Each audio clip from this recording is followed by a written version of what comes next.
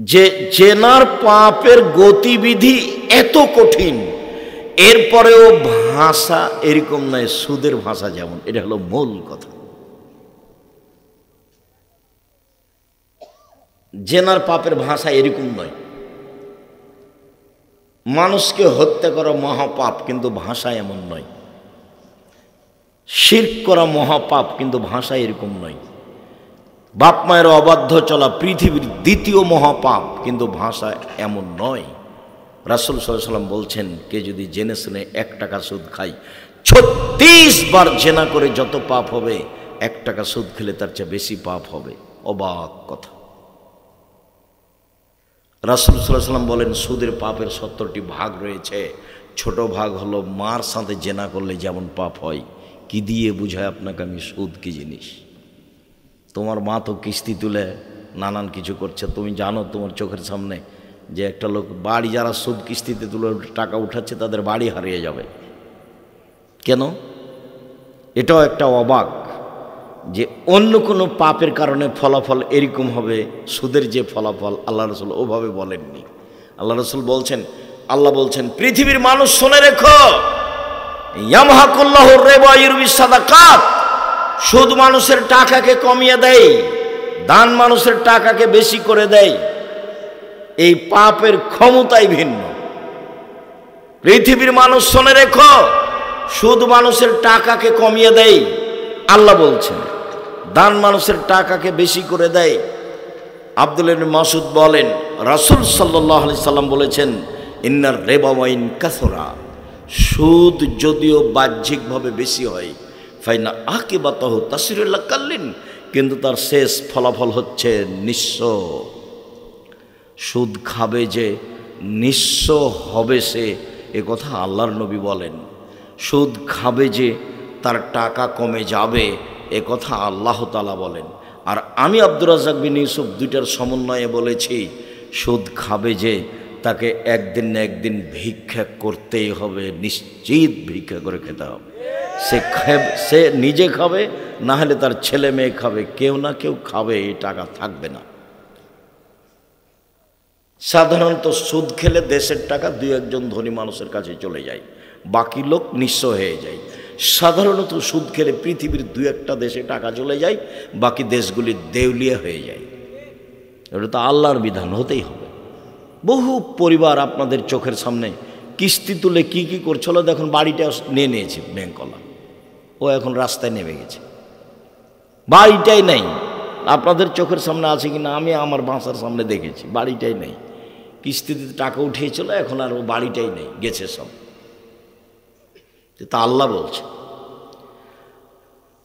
আরেকটা জরুরি কথা যে আল্লাহ তাআলা বলছেন, আহাল্লাল্লাহুল বাই'a ওয়া হাররামার রিবা, আল্লাহ সুদকে হারাম করলেন আর ক্রয় বিক্রয় ব্যবসাকে হালাল করলেন। পাশাপাশি দুইটা এমন কেন? আল্লাহ তাআলা বলেন, পৃথিবীর মানুষ শুনে রেখো, সুদ চিরদিনের জন্য হারাম। আল্লাহ তাআলা বললেন, পৃথিবীর মানুষ শুনে রেখো, ব্যবসা চিরদিনের জন্য হালাল। সুদ হারাম, ব্যবসা হালাল।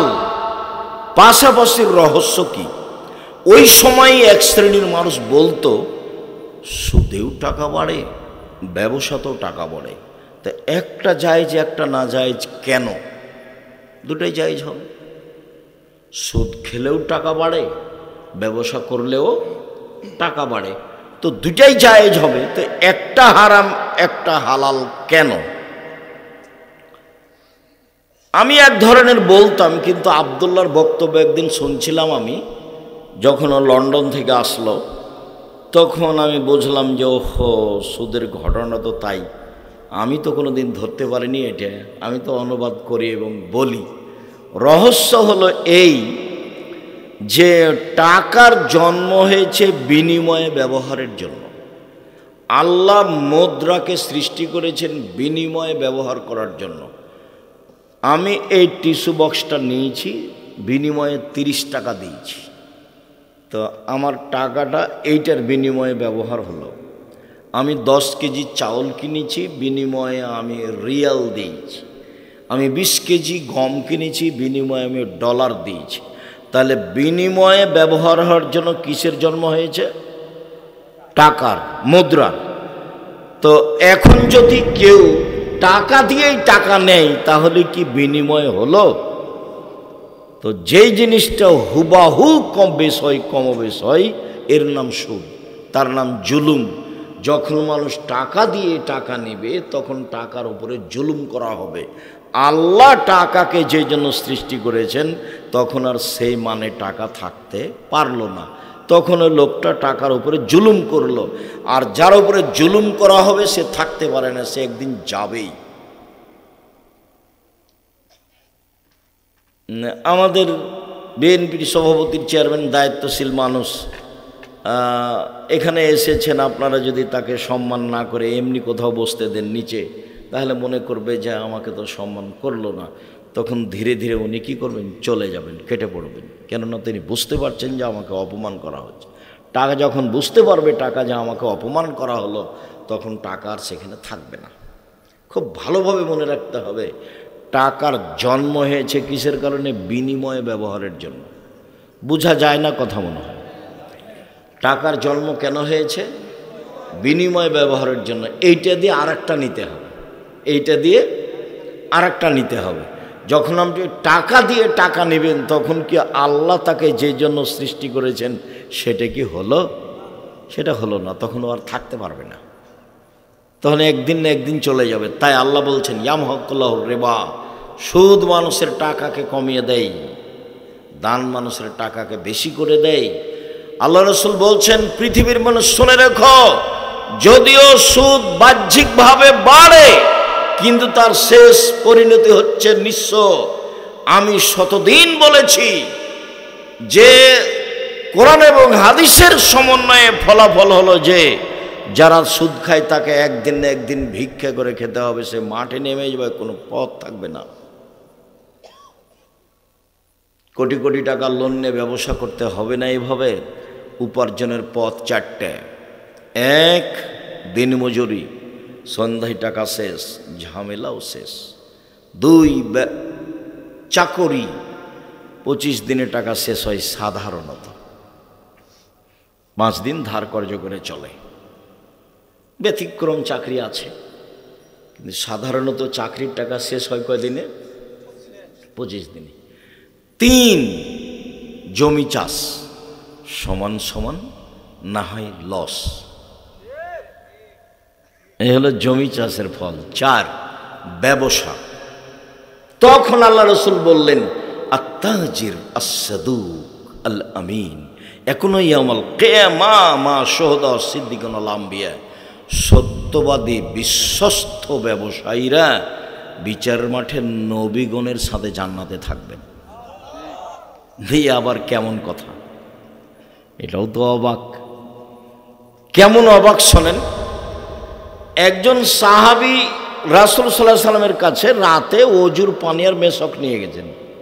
উনি বলছেন যে ফাআতাইতুহু বিওযুইন ওয়া হাজাতিহি, তার ওযুর পানি এবং তার প্রয়োজনীয় জিনিস মেশাক কিছু আমি নিয়ে গেলাম।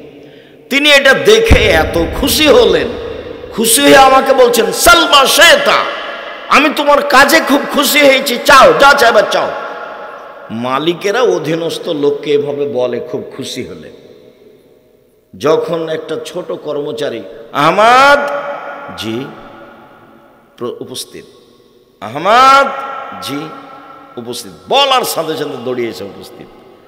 আর একটা কর্মচারী খালেদ নেই, খালেদ নেই, খালেদ নেই। কিছুক্ষণ পরে এসে বলছে স্যার ডাকছিলেন আমাকে। এই যে তোর হবে না রে, তুই যা।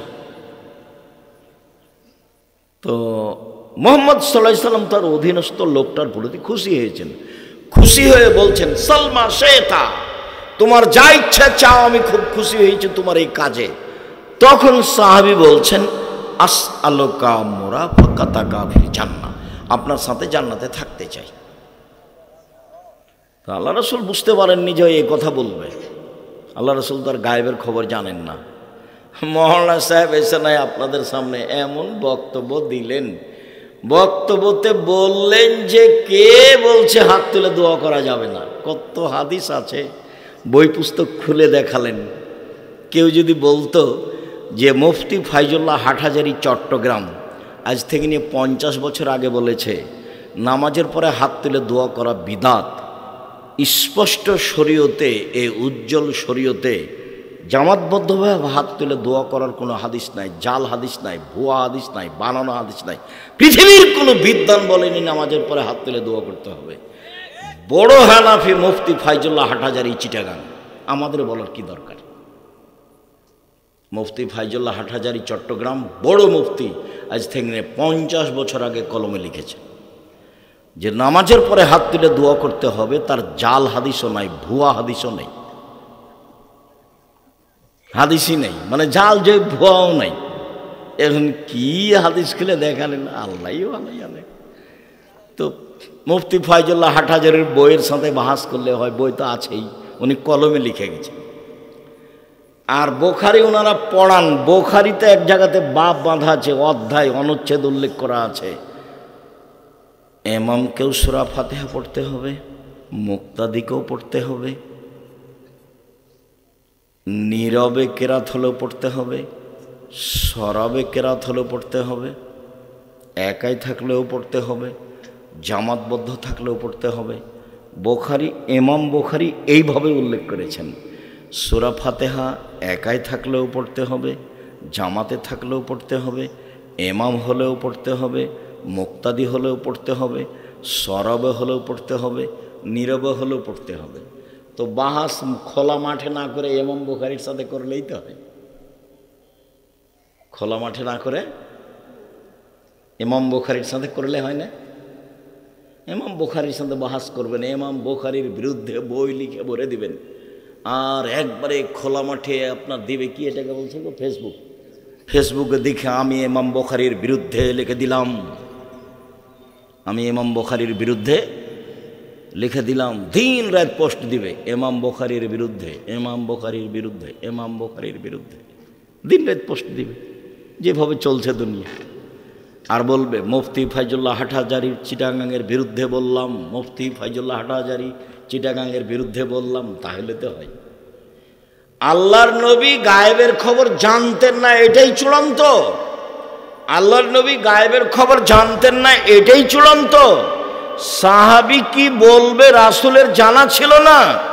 আল্লাহ রাসূল আমভাবে বলে দিয়েছেন তোমার যা ইচ্ছা তাই চাও।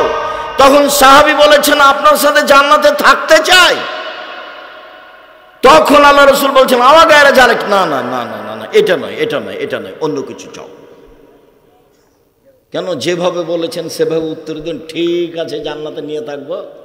তার মানে ও তো কি বলবে রাসূলের জানা ছিল না, এমন দাবি জানিয়েছে যেটা আল্লাহ রাসূল জানতেন না। দেখলেন যে ওহো, এ দাবি তো আমি পূরণ করতে পারবো না।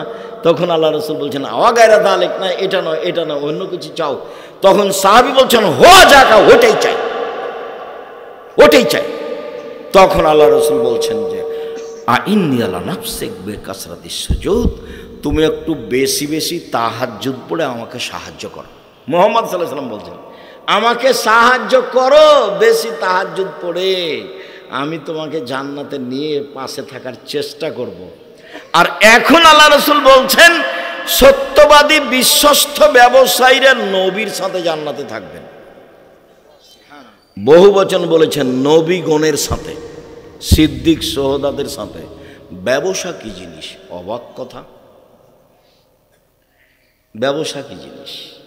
যদিও আল্লাহ রাসূল বলেছেন কেউ যদি 2টা মেয়ের লালন পালন করে, 2টা মেয়ে 2টা বেটি, তাহলে আমি মুহাম্মদ সাল্লাল্লাহু আলাইহি ওয়াসাল্লাম আর সে লোক জান্নাতে এভাবে থাকব। পিতা আর আমি জমা করে দেখালেন এইভাবে।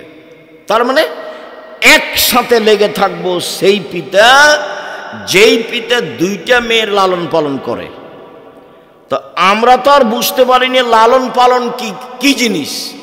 তখন আল্লাহ রাসূল বললেন পৃথিবীর মানুষ শোনো, পিতার লালন পালন মানে হলো এক, আল্লামাহুন্না মেয়েকে বিদ্যা শিখিয়ে দিল, 2 আদাবাহুন্না মেয়েকে শিষ্টাচার শিখিয়ে দিল, 3 আহসানা ইলাইহিন্না মেয়ের সাথে ভালো আচরণ করলো।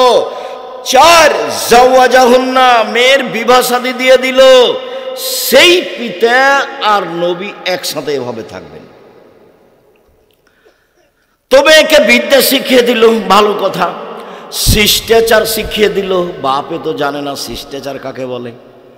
তোমরাই বলো, বহু মহিলা এখানে এসেছে, কালকে সকালে উঠে ভ্যানিটি ব্যাগ নিয়ে আর চিকন বোরকা পরে বাজারে চলে যাবে। এইটাই কি শিষ্টাচার? তুমি মহিলা মানুষ, তুমি বলো, আপনি বলেন। আপনি তো এখানে এসেছেন বোরকা পরে, ফ্যাশন বোরকা পরে আছেন কেন? শরম হয় না আপনার? হায়া হয় না?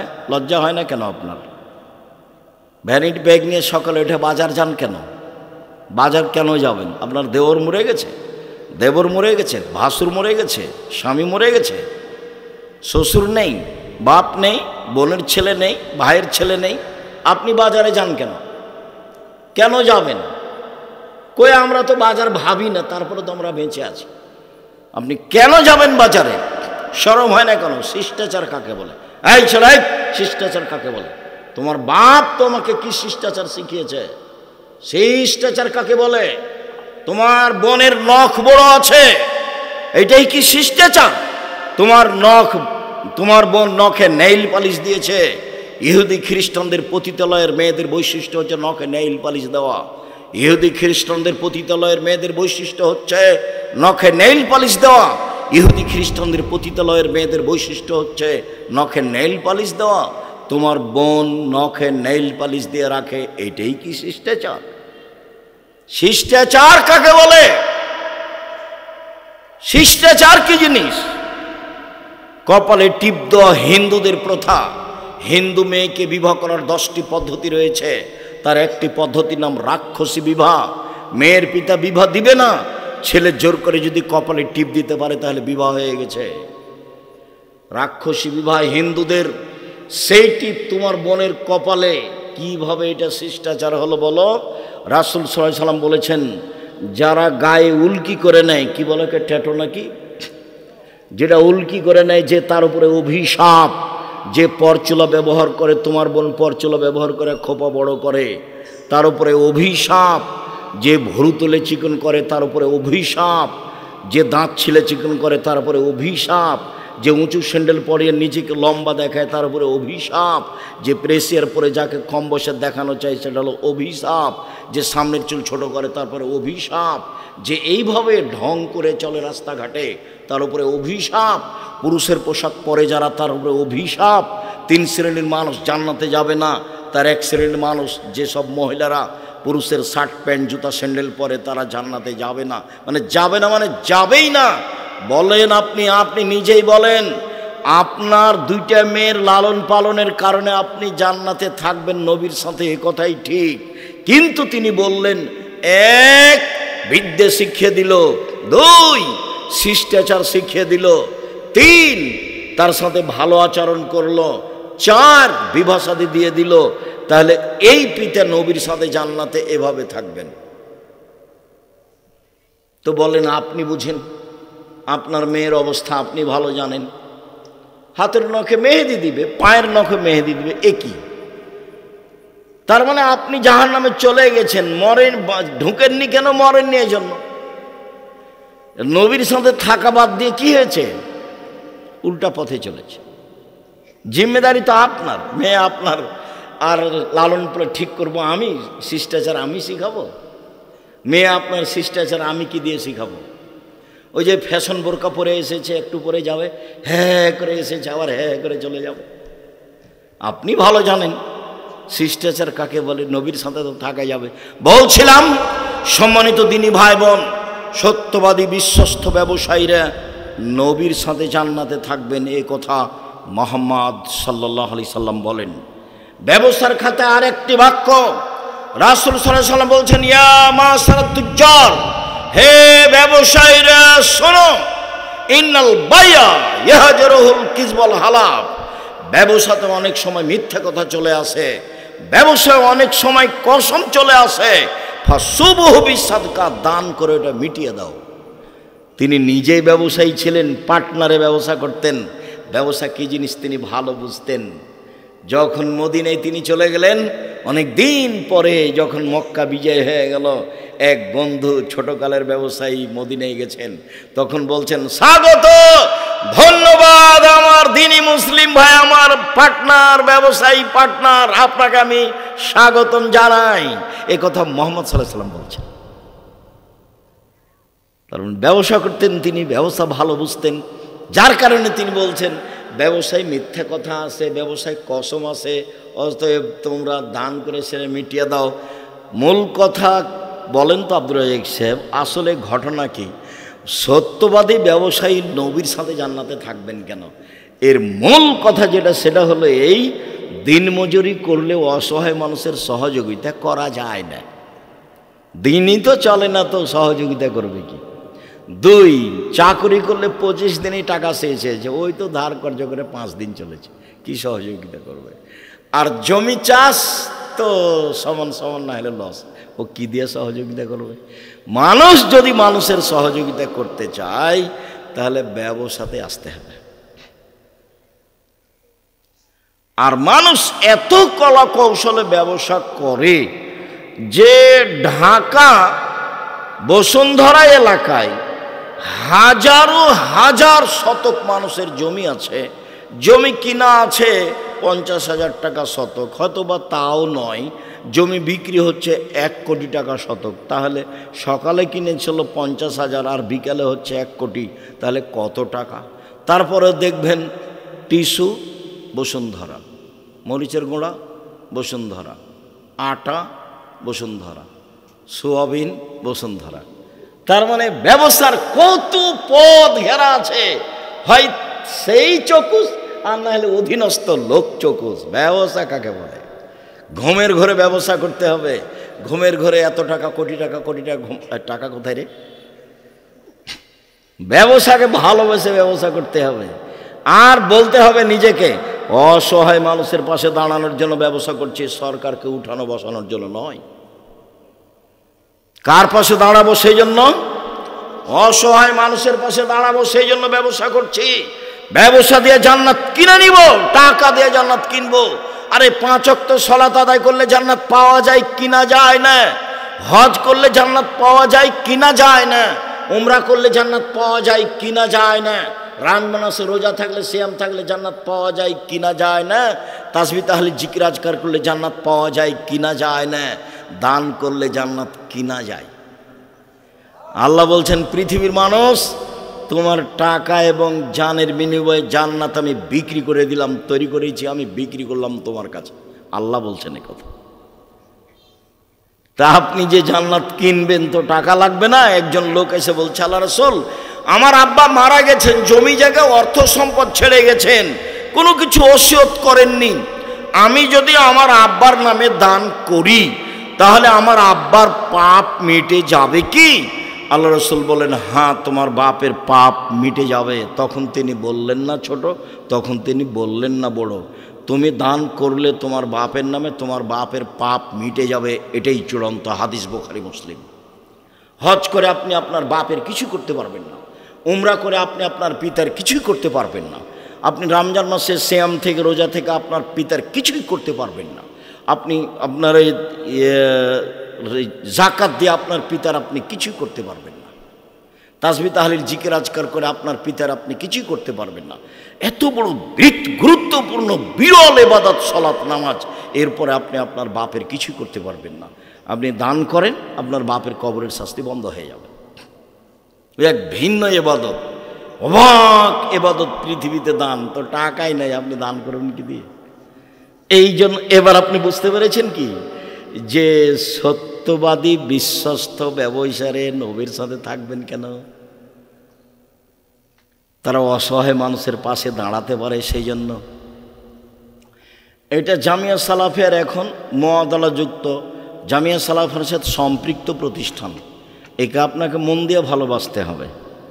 জামিয়া সালাফিয়ায় প্রায় 5,000-এর বেশি ছেলে মেয়ে আছে, 300 জন শিক্ষক শিক্ষিকা আছে, 40 লক্ষ টাকা মাসে বেতন লাগে, 40 লক্ষ।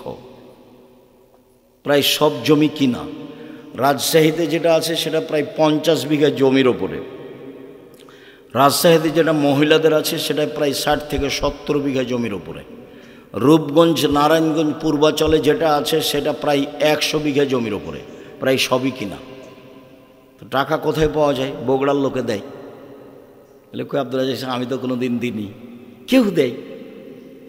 জামিয়া সালাফে বিত্তশালী দিয়ে চলে না, সরকারি পয়সা দিয়ে চলে না, বৈদেশিক কোনো সংস্থা দিয়ে চলে না, কোনো নির্ধারিত ব্যক্তি দিয়ে জামিয়া সালাফে চলে না।